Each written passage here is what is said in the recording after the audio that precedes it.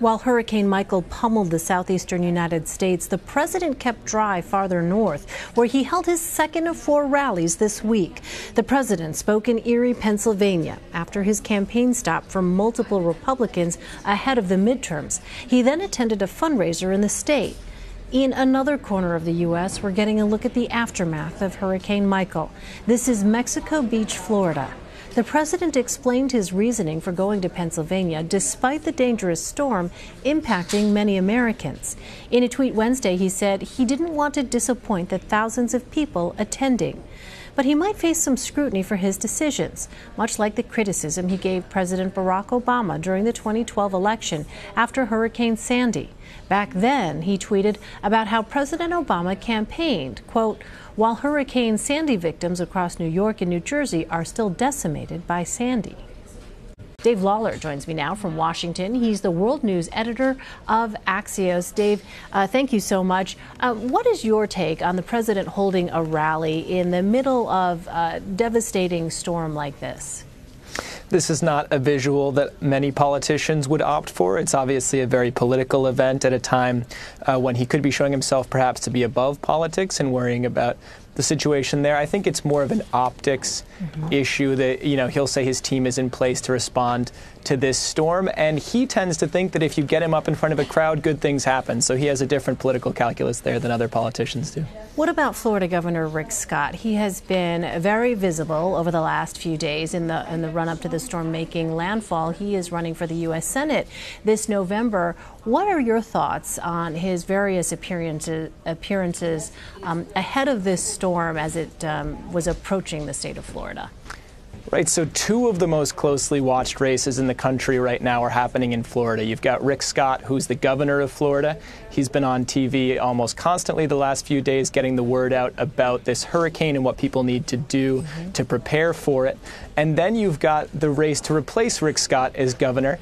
And Andrew Gillum, who's the mayor of Tallahassee, which is in the path of this storm, has also been on TV quite a bit, talking about his plans to respond to the storm. So you've got, a Republican in one race on TV, you've got a Democrat in the other race on TV. This is an opportunity for both of them to show leadership, to show strength, and we're only a few weeks away now from races that look like toss-ups. Right, and it's sort of inextricably linked, whatever we see here with these politicians and this natural disaster approaching. Well, the president has attacked Democrats' plans for health care. He did this Wednesday in a rare op-ed for USA Today.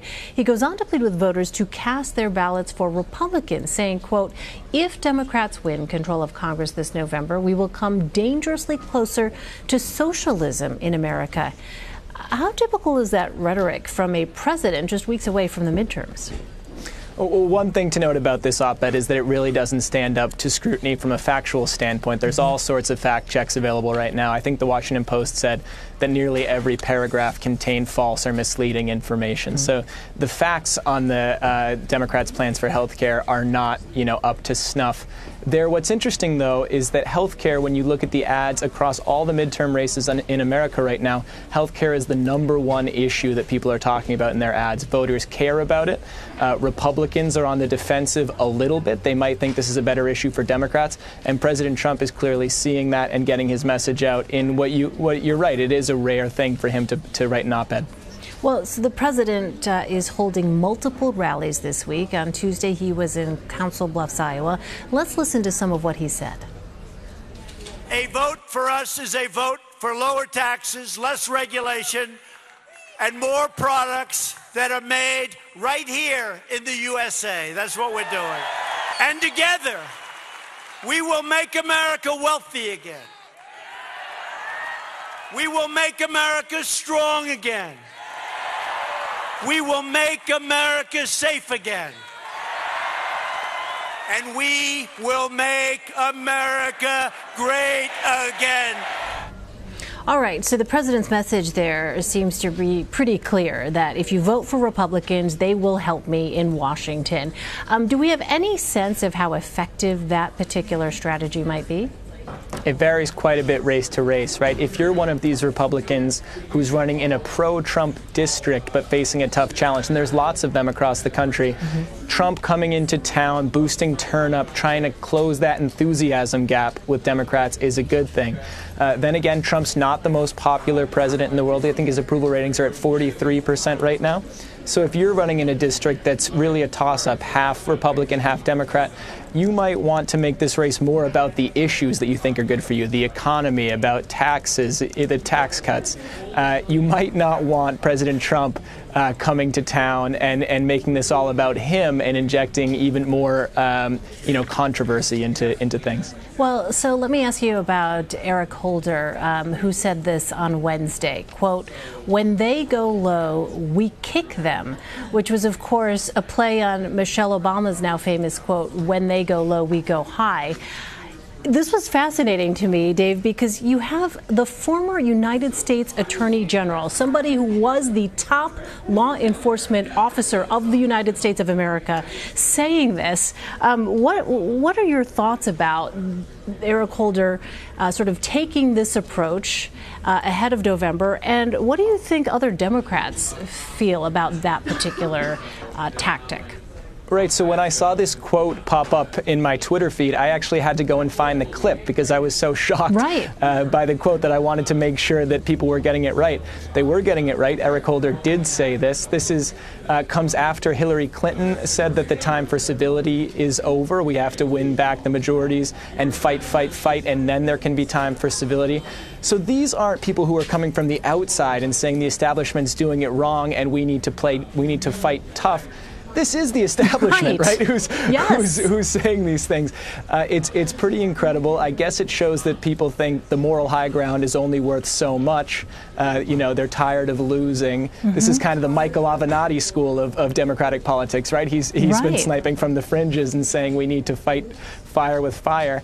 It'll be interesting to see if the people who are actually on the ballot take up that message, because if so, it's going to be an even uglier political cycle than what we've seen so far. Right, because what else are we seeing from Democrats who are trying to obviously fire up their base, as we've seen Republicans trying to fire up their side?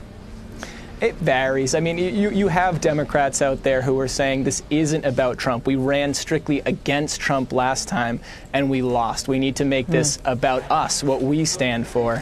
And that's a different message than what you're seeing from people.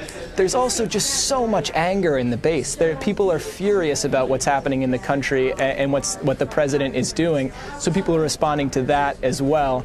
So I think it's going to be a test for people, particularly looking ahead to 2020. Are you going to be one of these people who runs angry, or are you going to be one of these people who runs with ideas? Not that those are mutually exclusive, but I think it is a choice that Democrats are going to have to make. Let's turn to another issue here. Nikki Haley resigned Tuesday as ambassador to the UN, or rather she announced her plans to resign. She's not actually leaving until the end of the year, but you've written about her departure. What does that mean for President Trump's foreign policy? Well, first of all, he's got to find a replacement. And my colleagues at Axios are reporting that Dina Powell, she was the Deputy National Security Advisor. She left the administration. She appears to be the front runner if she wants the job. But also, Nikki Haley's an interesting case, right? Because she's one of the few people who served in this administration and came out with sort of her star burning brighter than when she came into the administration. She's somebody with national ambitions. And so obviously the part of what people in Trump world wanted to do was tamp down the idea that she was going to be challenging President Trump. She did that herself. She said, I'm not going to be on the ballot at any level in 2020. I'm going to support the president. Really fascinating to see what she will do next. David Lawler, thank you so much, Dave, for your time. Thank you.